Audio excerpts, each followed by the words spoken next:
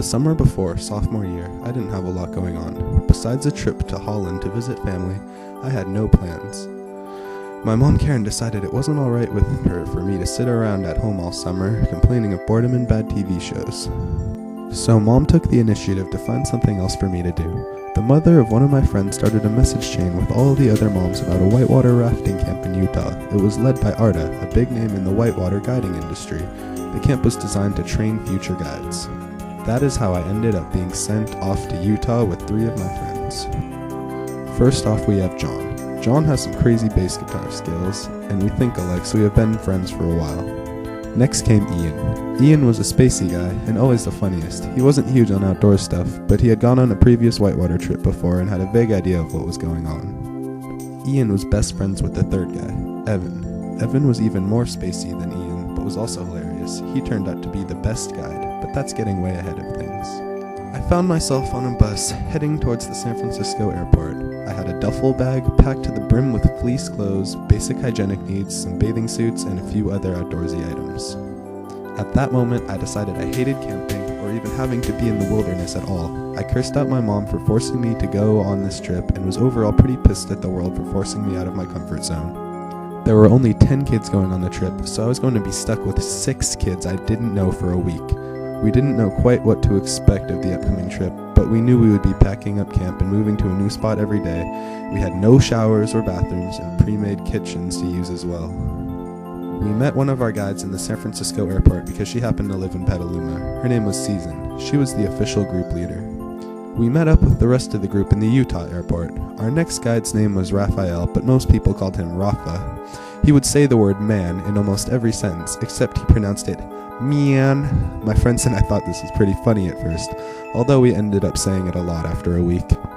Our next guide was Izzy. She was only 19 and the youngest of the guides. She had red hair and a really cool attitude. Rocky and I bonded with her a lot. Rafa drove all of us kids from the airport to the Arda Boathouse, which is really just a house in the middle of Utah where all the guides hang out. All of us campers spent the night in our sleeping bags in the garage because there wasn't space for us in the house. That was our first night hanging out together as a group. We immediately all connected. First off, there was Franny. She was a tan-skinned girl from LA, but she had a big orange afro. I immediately decided she was weird and kind of pushed her off to the back of my head. Ariel was a nice girl from Oregon who was really cool and gave us a lot of advice about what the older years of high school would be like. Next, there was Jane. If you know who Luna Lovegood is from Harry Potter, you basically know what Jane looks like and acts like. Jane was from Brooklyn. Alex was the only other boy on the trip. He was a year younger than all my friends and I, and he was actually from Mill Valley. He was some type of insane mountain biker. He's on the far left here. Finally, there was Karina. She was a skinny athletic girl from Colorado who all my friends thought was pretty cute. It was a pretty funny assortment of kids, but we all were teenagers and talked late into the night. Naturally, we discussed sex, drugs, and more sex. That night really broke the ice, and we all immediately became friends, more or less. There were definitely some tensions throughout the trip, especially between John and Emily. Their personalities really clashed, and they never got along well. Everyone would joke about how they secretly had a thing for each other and were just trying to cover it up. That really pissed them off. Also, there's no pictures of Emily because I didn't particularly like her, and she took all the pictures in the album I'm using. We woke up early the next day, had a simple breakfast, and drove a few hours to the put-in spot on the river. We had a safety talk, a responsibility talk, and then prepared our huge 3-oar rafts, 1 little paddle raft, and 3 kayaks to go. We learned how to use huge dry bags for all our stuff and cinch them down to the boats.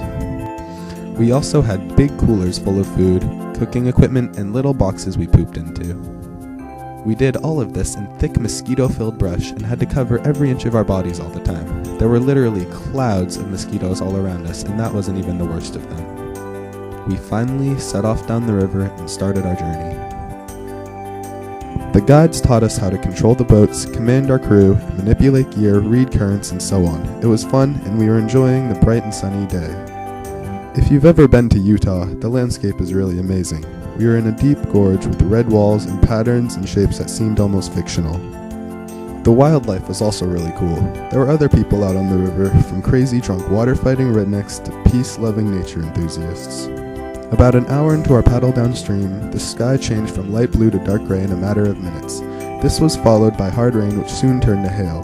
The hail started out like a normal California hailstorm, but soon shifted to something none of us Californians had ever seen before. The size of the frozen droplets increased and were eventually as big as marbles. Falling from a few thousand feet, they were really painful.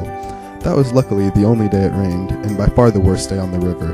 The hail let up after a while and turned into a constant rain. We set up camp in a sort of swamp, ate dinner, and went off into our tents.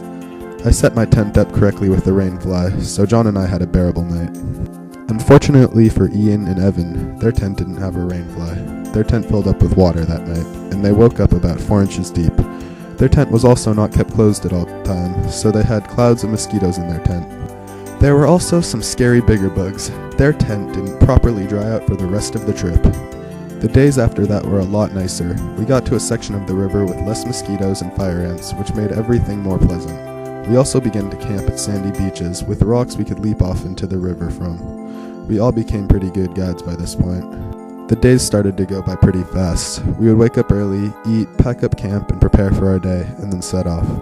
We would travel downriver through some pretty good rapids if we were lucky, and then pick a new camp. One day, we hiked up this huge cliff that had to be hundreds of feet above the water and had an amazing view from the top.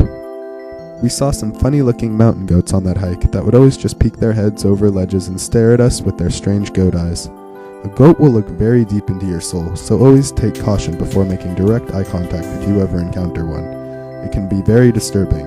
Anyways, that hike had an awesome view. Everyone on the trip became close friends. We were like a family, and no one besides Emily was scared to admit it. The days went by a little too quickly, and I had an amazing experience. It was the most fun I had had in a while. Franny turned out to be the nicest girl on the trip. I felt bad for immediately judging her due to her strange hair, but I learned not to make that mistake again. All too quickly, the trip was over.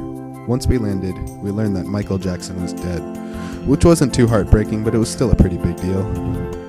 I left out a huge amount of details, but narrating every aspect of the trip would take hours. It was extremely sad to see everyone go their own ways at the airport. We all said our final goodbyes, and the other 4 guys and I got onto our plane and headed back to Marin County. Ian and Evan didn't use a lot of sunscreen. There's one last part of the story that really needed to be included.